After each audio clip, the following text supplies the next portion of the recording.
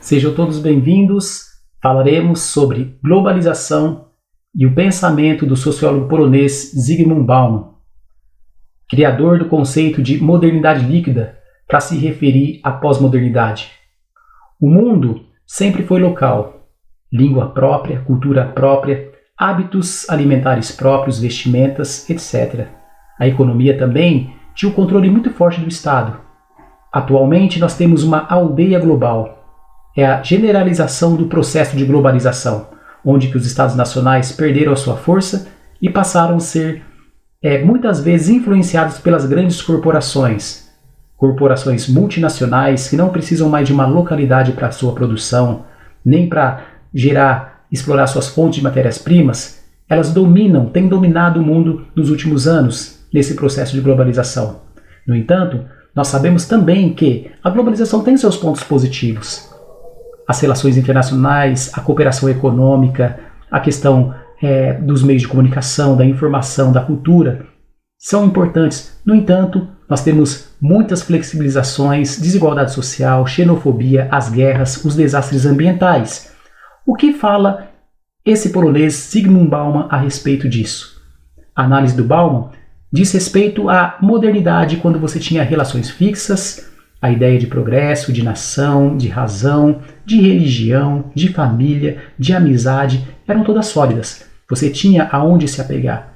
O seu amigo é um amigo pessoal, que você vê, que você toca, assim como são as relações também matrimoniais, as relações de trabalho. As pessoas ficavam no mesmo trabalho ou tinham a mesma profissão para a vida toda, a nacionalidade, até mesmo os inimigos. Quem sofria com os preconceitos? No entanto, ao final da Segunda Guerra Mundial, paradigmas como o cristianismo, o liberalismo, o socialismo, eles caíram.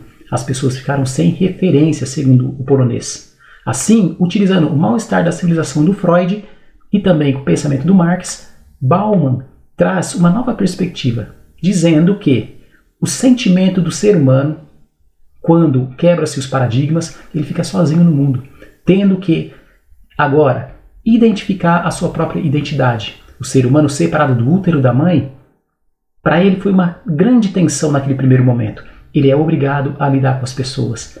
E para lidar com as pessoas ele precisa frear os seus instintos, o seu id, senão ele vai ser excluído. Portanto, ser civilizado é ser reprimido sexualmente principalmente. Uma pessoa que se deixa levar pelos seus instintos será excluída. Então esse é o mal-estar da civilização. Ser culto, ser civilizado é ter o tempo todo o superego, que é a sociedade, a religião, a família, reprimindo os nossos instintos. Isso gerou um grande mal-estar. Fechando parênteses para o Freud, vamos voltar. Bauman fala sobre o processo cíclico de um tempo para outro, do feudalismo para o capitalismo, agora também da modernidade para a pós-modernidade. Sempre houve esse processo, só que ele havia de uma forma sólida, uma forma que tinha referências. Atualmente, a pós-modernidade ela não trouxe nada sólido. Cresceu o individualismo.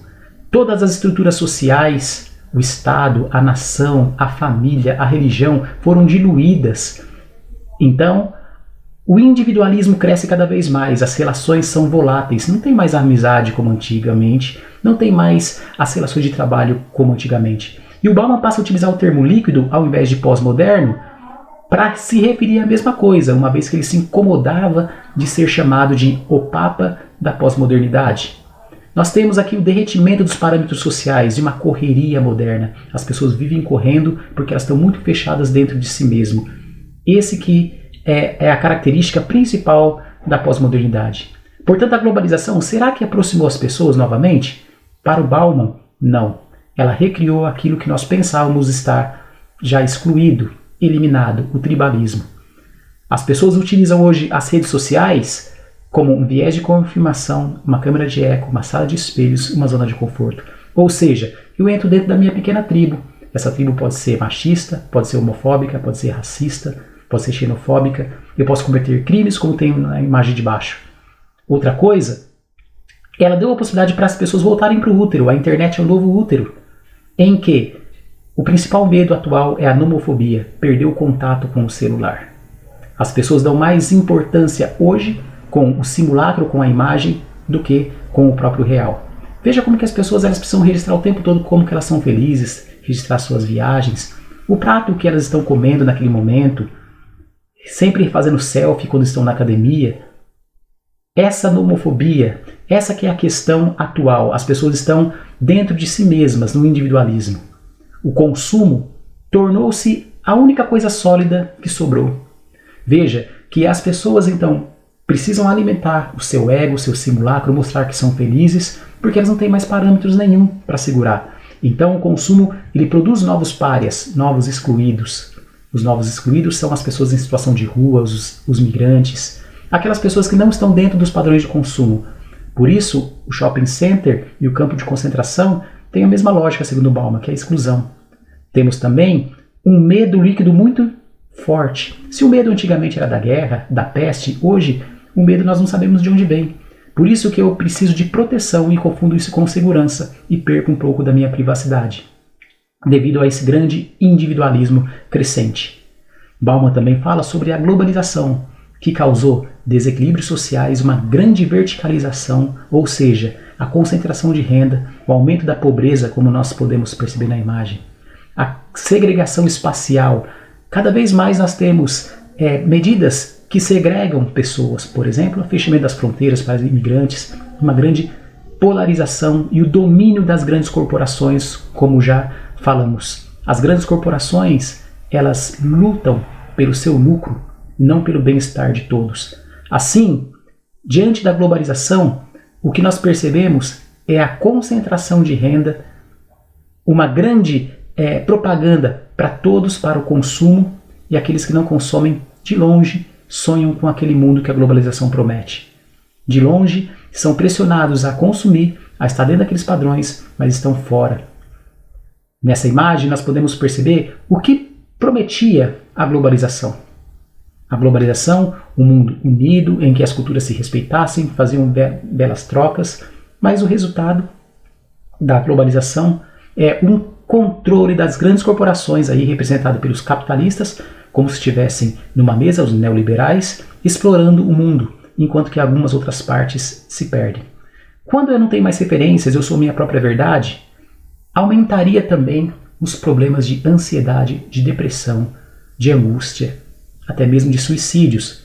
Essa frase do Bauman mostra muito bem isso. Viver com uma multidão de valores, normas e estilos de vida em competição, sem uma garantia firme e confiável de estarmos certos, é perigoso e cobra um alto preço psicológico. Então, atualmente, o que nós podemos perceber? Negacionismo na ciência. As pessoas têm uma religião, cada uma com as suas próprias doutrinas, interpretações diferentes para o mesmo livro sagrado.